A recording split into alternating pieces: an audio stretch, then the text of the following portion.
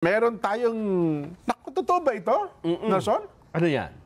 Meron na raw pong grupo ng mga retiradong general ngayon. Retiradong general? Oo. Ano, papunta sa Iran yan? Hindi. Kasi mga retiradong general, gera ang hanap yan. Oho.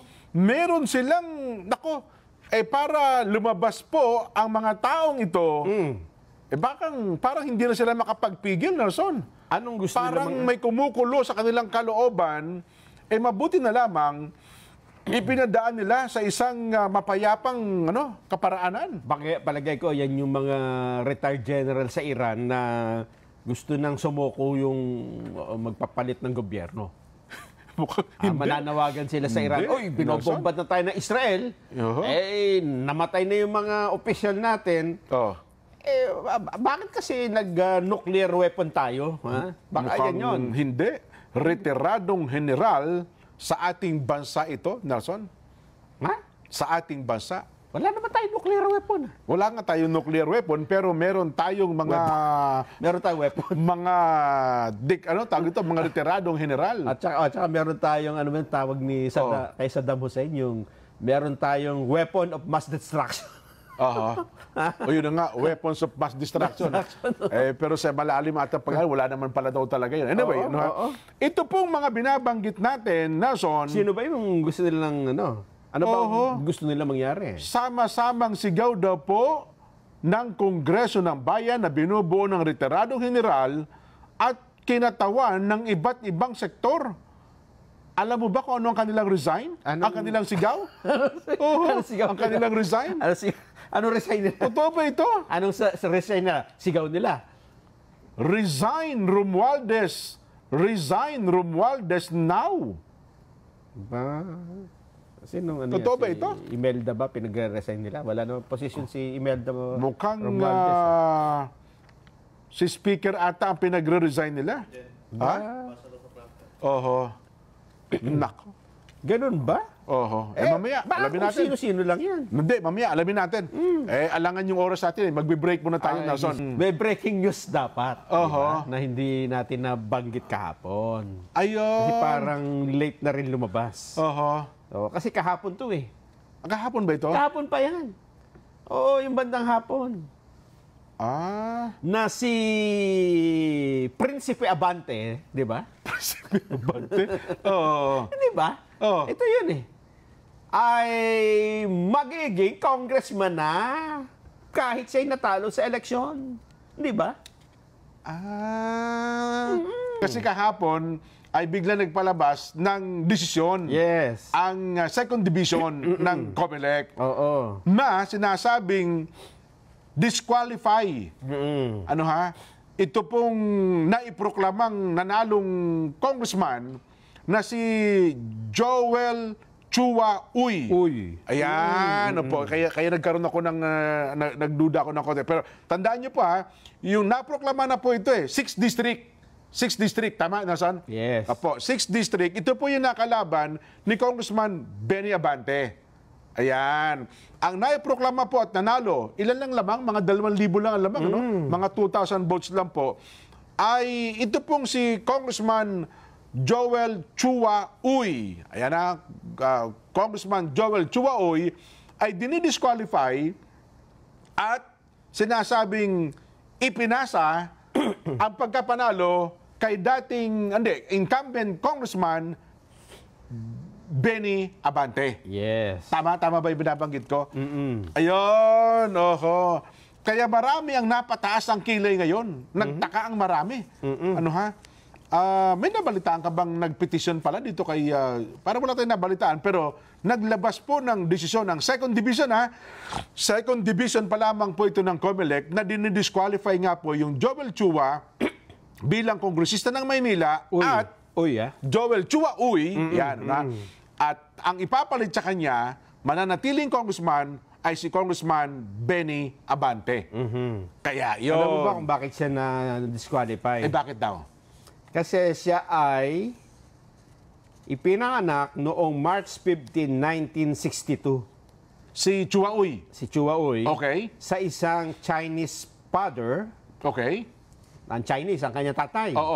Who acquired Philippine citizenship through naturalization. Yung tatay niya. Okay. Nung siya ay 5 years old. 5 years old si Joel Uy. Chua Uy. Oo. At ang nanay niya ay Pilipina. Mhm. So kung ang kanyang tatay ay Chinese, Okay. at naging naturalized Pilipino lamang, pero buhay na siya, sinasabi na siya ay hindi natural-born Pilipino. Hindi natural-born Pilipino. Itong si Joel Chua Uy. At siya daw ay isa lang maituturing na naturalized citizen. Okay.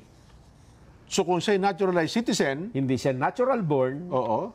hindi siya pwedeng tumakbo. Kaya pala yan, disqualification, ab initio, una bes, hindi sa dapat tumakbong kongresista. Ganun ba ang ibig sabihin? Ayun. So binabaliwala yung kanyang kandidatura.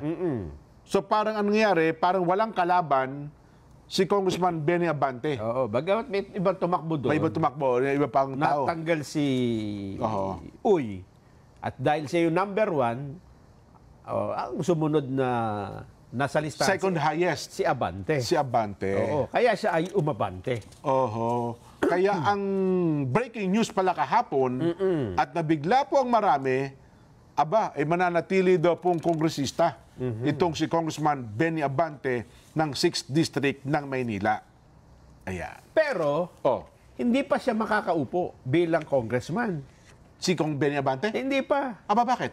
Aatras muna siyang kaunti. Kakambyo? Hindi pa siya pwedeng umabante. Pa-reverse? Oo, Bakit? reverse. Bakit naman? Oo. Re-reverse muna siya. Oo. Kasi galing kwarta, di ba? Naglabas. Galing kwarta. Oo. De quinta. Oo. Quinta. Nagkwarta. Oo. Kwarta. Oo, tapos? Tapos re-reverse dapat.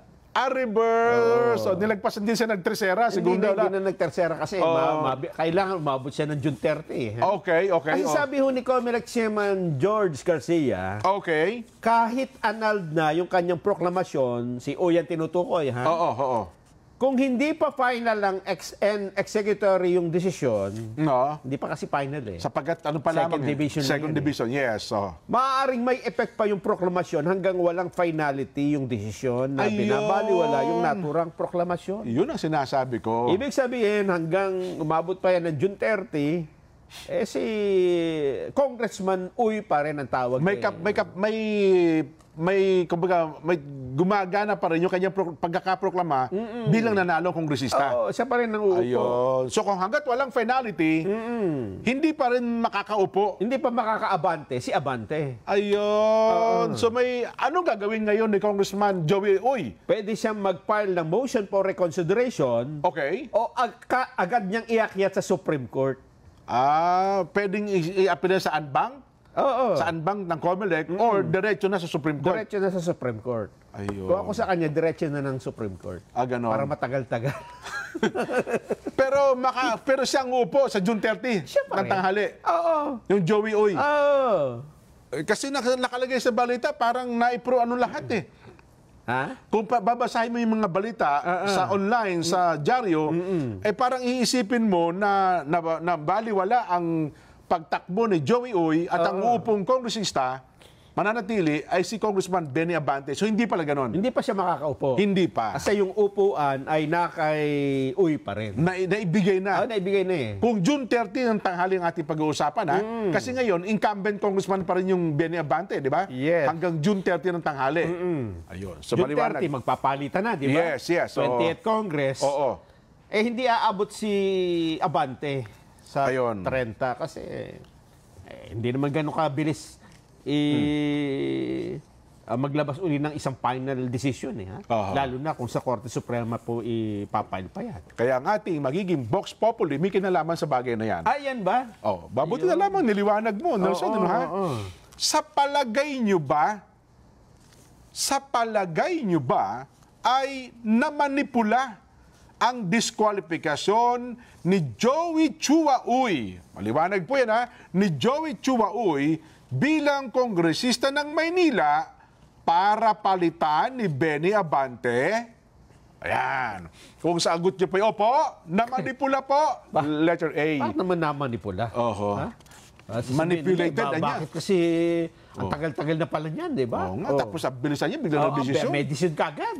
Kung sagot niya na, hindi po. Wala, ano lang yan. Talagang, aminin naman natin na totoo, talagang si Benny Abante talaga may karapatang manalo. Kasi sasabihin naman ng iba, kung wala naman problema yung citizenship niya, hindi naman yan ma-disqualify. Yun, oo. Parang ang datingan hindi, parang may pandaraya niya sa panig ni Uy, parang ganun ang dating. Ano? Pero alam mo, dyan lilitaw yung mga desisyon ng Supreme Court tungkol sa citizenship Ganon. Oo, di ba? Diyan natin maintindihan kung ano ba nga ba yung natural born at hindi. Oo. Ayun. At saka yung cesarean. Cesarean. Natural kasi yung lumabas na. Kayo po namin tinatanong. Opo, A, na manipula. B, hindi po. Yun talagang desisyon Oo. Sinasabi mo kanina, may nananawagan pala ng pagre-resign, ha? Pero anong gagawin nila? Sabi mo nga dyan, di ba? Katulad ng panawagan sa inhibition sa mga senador, ang resignation naman ay personal din yan Totoo. Di ba? O ayaw mag-resign ng isang nakaupo, wala tayong magagawa. Hindi natin pwedeng pilitin yun. Di ba? Tama naman. Tsaka yung antag ito yung mga magre-resign kasi, di ba? Although courtesy resignation, nasa sa tao pa rin kung tatanggapin yung kanyang yung sa person of authority, di ba? Gaya ng Pangulo. Huwag niyo pong question nun, di ba? Sa Pangulo naman, kasi appointed sila di ba? Kung ikaw naman elected at pinagre-resign ka, at ayaw mo, wala namang magagawa ang... Ganon. Di ba? Hindi pwede yun. Tsaka, ang elected official kasi may mandate ng tao yan Binoto ng mga tao, kaya hindi basta-basta madaling mapagre-resign yun. Totoo, diba? totoo. Tsaka trust and confidence kasi yan kapag yung appointment di ba?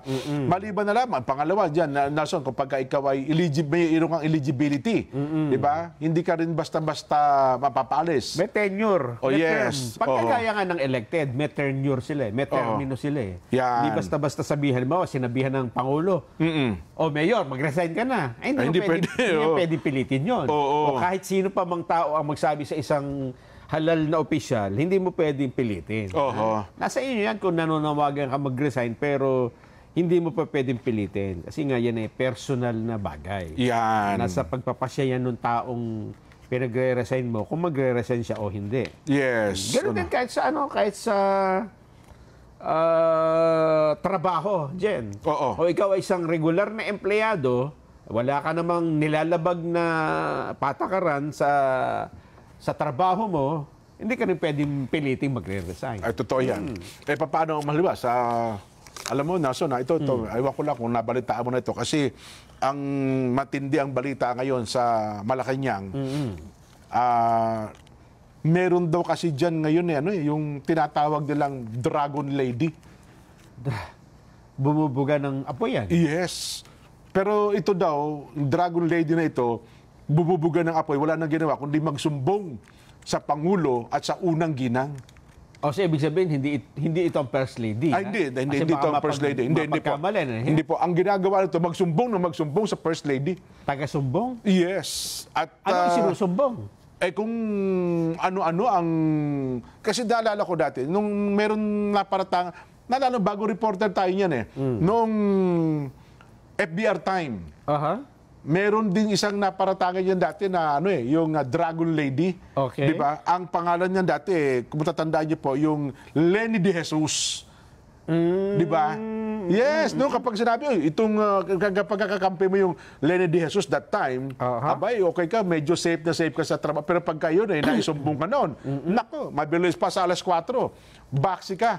Mukhang nauulit daw ito ngayon, Nason. Itong Dragon Lady na ito, sapagkat wala na itong ginawa kundi magsumbong sa unang ginang. Baka naman, alam mo, Jen, yung iba nga gumagastos pa ng intelligence fund, di ba? Meron pang intelligence officer para makakalap ng impormasyon sa opisina niya. Yung Office of the Vice President, wala na, di ba? Yung yung mismong Office of the President. Oh, yun nga. Mabuti nga sana kung sinasubject for investigation ng Malaki ganun. yung intelligence fund niya. So kailangan, baka empleyado yun ng yan. Intelligence agent yan. Taga-sumbong nga eh. Ayun na nga, siguro, no? Pinapasweldo yan para yan ang gawin. Baka yun talaga ang Kapag trabaho. kakabalan lang na nagsusumbong na kung ano-ano. Alam mo, ang sabi ng mga taga roon daw, isa sa mga naisumbong nito na pinaniwala na tinanggal, yung naidaang pin. Nawala yung naidaang pin, di ba? Tagal na nun? Ayun na nga. Sabi ko nga sa'yo, noon pa, nandiyan na yan eh. Oo. Isa pa, pangalawa daw. Isa rin sa naisumbong itong tinaguriang dragong lady na ito, Secretary Sheroy Garafil. Kaya natanggal din. Natanggal din, napalitan din. Ibig sabihin magaling na intelligence officer ito. Kasi, siyempre, hindi noon basta papaniwalaan ng First Lady yan. Kung hindi, walang batayan, di ba? Mabuti nga sana kung performance talaga. Meron pa isa, yung Dong Mendoza. Ano naisumbong din daw nitong... saan naman siya? Ito yung parang kung sa mataas na officer ito ng Congress na parang PLLO style na gano'n eh. Parang officer, yung relation officer. Mabuti nga sana, Nelson, kung ang sinasabi mo, kina-counter-check, pero pagka ito daw, naisumbong nito, wala nang counter-check? Mabilis pa sa alas 4, tsugi agad. Ganun ba? Kaya mukhang ang sabi nila, itong pangalawang Dragon Lady ng Malacanang ay kinatatakutan ngayon. Mukhang matindi raw talaga at direkta kung magsumbong. Hindi, ako naman dyan, ha? Bigyan pa rin natin ng benefit of the doubt. Ang Malacanang na, siyempre kahit ako naman, pag kami nagsumbong sa akin, una, hindi ko muna basta-basta paniniwalaan, di ba? Tama, sana nga, gano'n, no? Ipapa-counter-check ko. Baka sasabihin ko, sige, tawagan ko si Jen kung totoo ito, ha? Hello, Jen. Puntahan mo nga ito, ha? Kasi sinabing may ganito-ganito ha? Tingnan mo nga kung totoo ito. I-double check mo nga kung talagang totoo ito mga sumbong na ito. Pag mo sa akin, Sir, hindi po totoo Wala daw, hindi naman ho yan.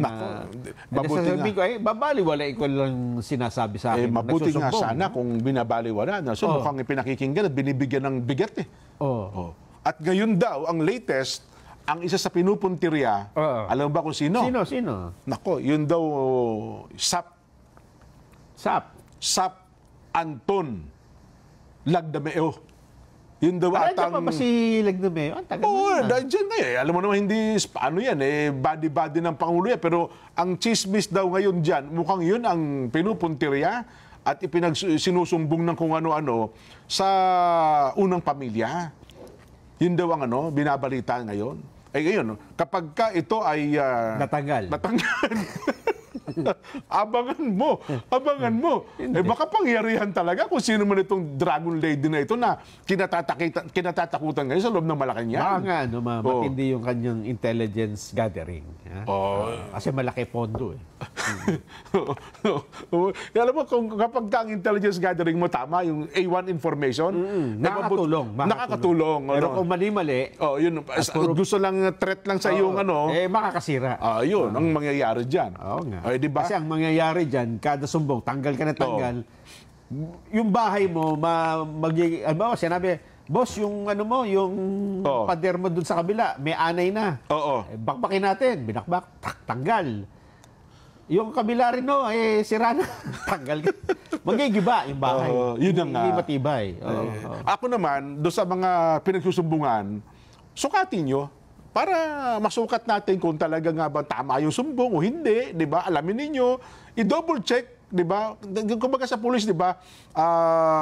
Meron kang inaalam, counterintelligence. Kung talagang tama ang pinararating na hindi. Di ba? Sukatin ninyo kung hindi tama o kung tama man, hindi talagang pagtibayin natin, di ba? Baka nga maganda layunin nito. Baka naman ang dating lang yan, pinuproteksyonan lang niya ang kanyang sarili, Nelson. Di ba? Sa mga taong dati nang malalapit sa inyo. Yun ang ating pinupunto doon sa mga doon sa mga pinag-resign, di ba? Yung binabanggit mo kanina.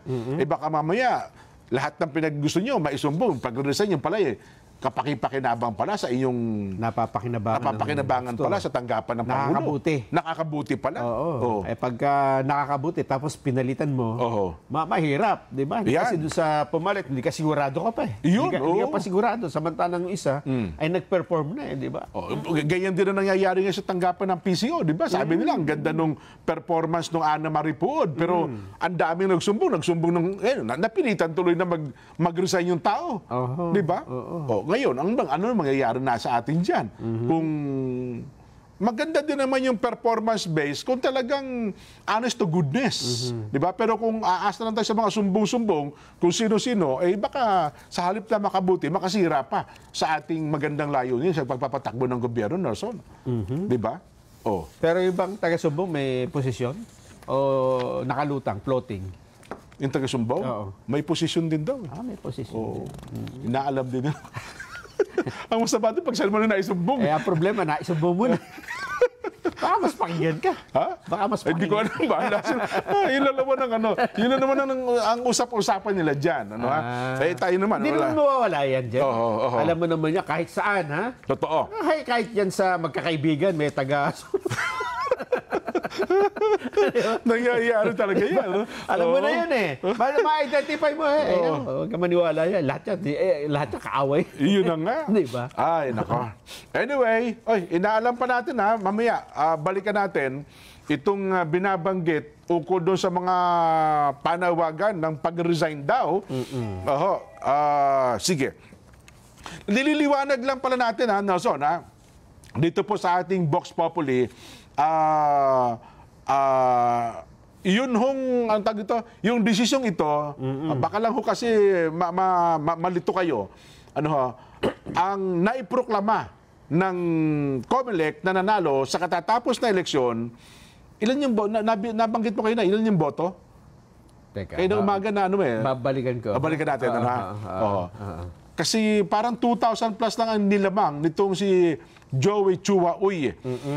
6th District, Manila. Yes. Ayan, baka kasi magkaroon ng confusion sa ating mga taga-subaybay.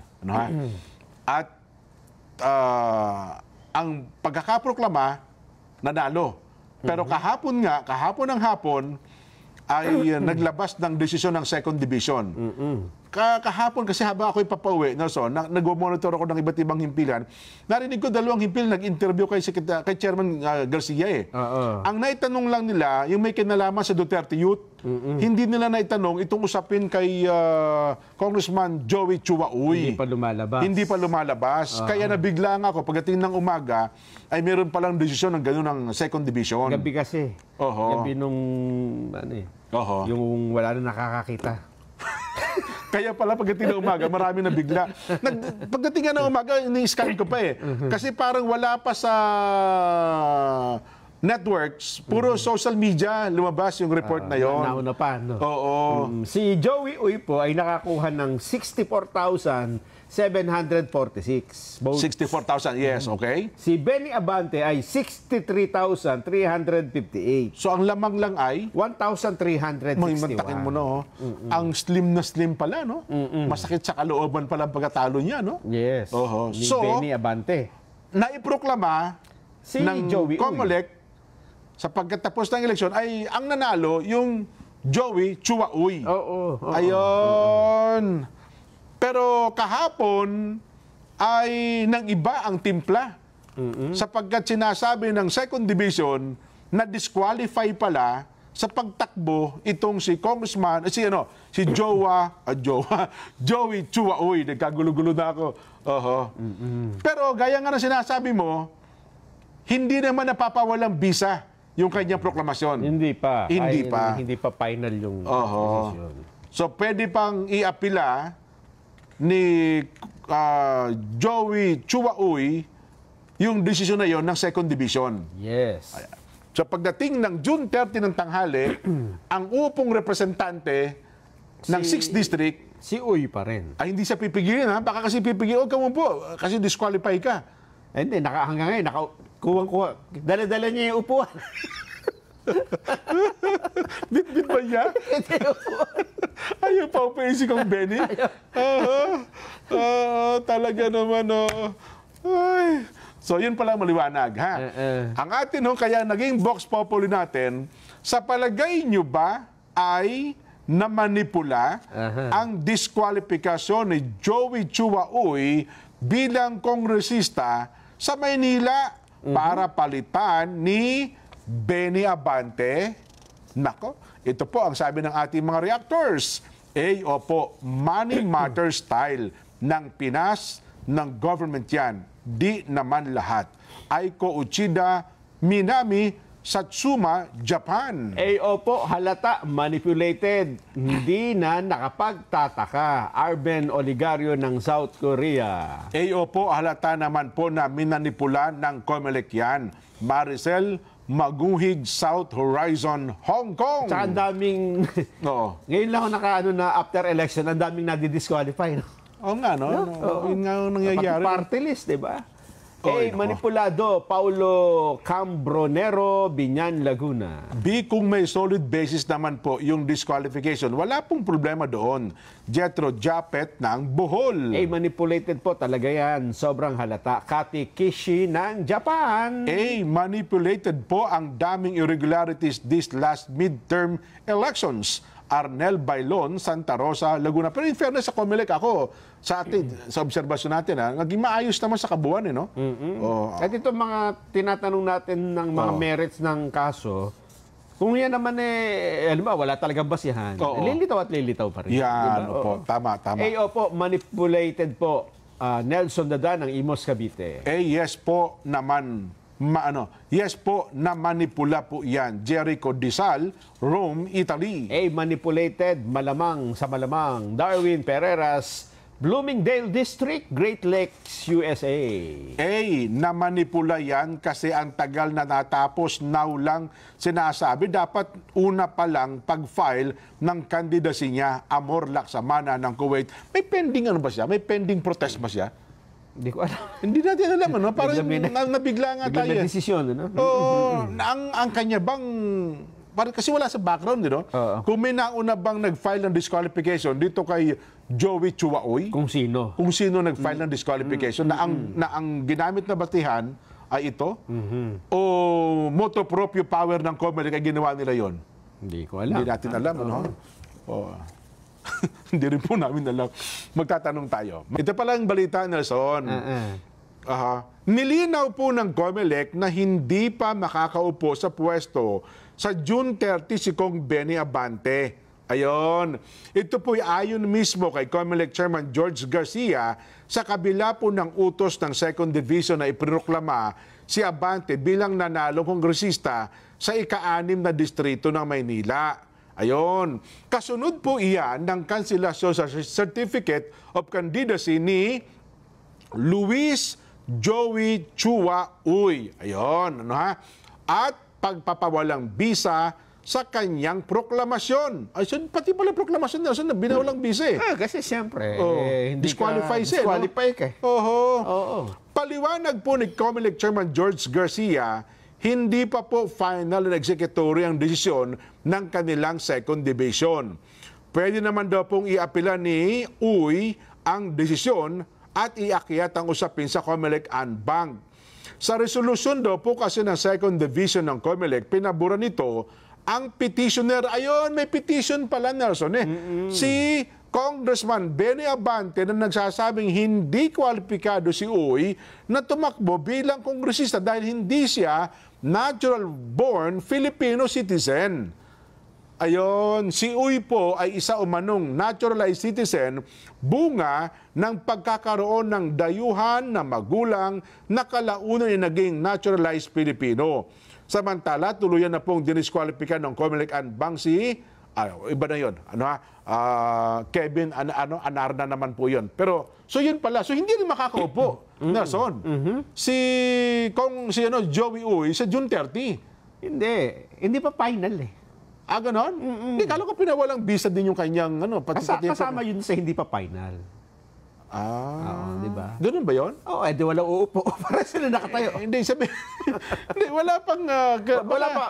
Pinawalang bisa yung kanyang kandidatura, pinawalang bisa yung kanyang proklamasyon, pero all of them, lahat ng ito ay appealable pa. Hindi pa final, hindi pa pwede ipatupad. Akala Kaya ko si pa Abante, naman, hindi pa makakaupo. Si Abante. Si Abante. Pero si Uy, makakaupo ba? Pwede pa. Ganun. Akala ko pa naman, wala muna, bakante muna. Parang vacant Hindi pa muna. pwede, kasi pinroklaman na siya eh. Hindi, parang binawi nga raw yung proklamasyon. Kaya nga lang, hindi pa final. Ganun Hindi pa final. Hindi pa pwedeng i-implement. Sige, pinakamabuti magtanong tayo sa ano para baka mamaya itakbo ni Uy yung upuan. Dala-dala nga niya ngayon sa bahay. Itinakbo sige po. Yan ang assignment namin sa inyo, ha? Magtatanong tayo para nang sa ganun ay maliwanagan. Pinipilit sana natin makapanayam yung mga taga-Comelec at saka maging itong si Ginoong Joey Chuaoy. Hindi lang tayo nakakuha ng schedule sa kanya, no, ha? Ayan. Opo, namanipula Edelberto Antonio ng Parañaque City. Namanipula po kasi naging konsehal na siya noon. Bakit ngayon na-disqualify bilang kongresista? Alan Manog, Katiil, Davao Oriental. Dati ba kongresista ito siya, no? Ngayon, incumbent councilor ba siya? Ng Maynila. Hindi ko kasi alam ang background nitong si Uy, ano, ha? Oo, manipulado yan. Halatado naman na kahit nga sa Senate result, sobrang obvious naman na may anomalya sa mga nanalo. Peter Gutay ng Makati City. Opo, manipulated po. Halata naman, Marites B. Reyes, North Point, Hong Kong. Opo, kasi base sa mga lumalabas ngayon na reklamo sa Comelec po ay talagang nangyari na manipulation. Carol Noses ng Hong Kong. Parang nakapagtataka naman po yan. Naproklama na at lahat. Bakit ngayon lang at ang kalaban pa talaga ni Kong Abante, Chicks at Ilano ng Davao City. Opo, mukhang may nangyari na hindi maganda. Kapag talo, pa-disqualify ang nanalo. Ed Francis Duclayan, San Fernando City, La Union. Mas mabuti pa yung una ha? Yung pagka may kalaban, dinidisqualify na. Bago pala dumating ang eleksyon. No? Tama. Yung pala, pag nanalo, i-disqualify din. Talaga naman, pwede pala yun. Ha? Hindi, tsaka ang tanong doon, bakit ngayon lang inaksyonan ng second division kung kailan natapos na yung election, di ba? Hindi ba ano yun? Kasi kumbaga... Nabaliwala yung ano. Voice of the people. Parang na-disenfranchise mo yung ano, di ba? Hindi sila, resulta ng eleksyon. Parang bumoto sila ng wala pala. Diba? Parang nabaliwala yung kanyang karapatan bumoto, pumili. Tama. Paano yung karapatan ng 64 million ba yun? 64,000? Na parang pinagkaitan ganun. Well, mga abogado kasi, sabi nila, una best, hindi siya dapat tumakbo. Ang problema naman, sabi ng mga bumoto, hindi, konsehal na po namin yan Naiboto na dati. Naiboto na po namin Incumbent councilor pa na siya ngayon Ayan nga. Resulta po ng ating Vox Populi. Sa palagay nyo ba ay namanipula ang diskwalifikasyon ni Joey Chua Uy bilang kongresista sa Maynila para palitan ni Benny Abante? Ang nagsabi ng opo, namanipula, 94%. Ang nagsabi ng hindi, 6%. Ayun. Well, yan ang impresyon ng ating mga kababayan.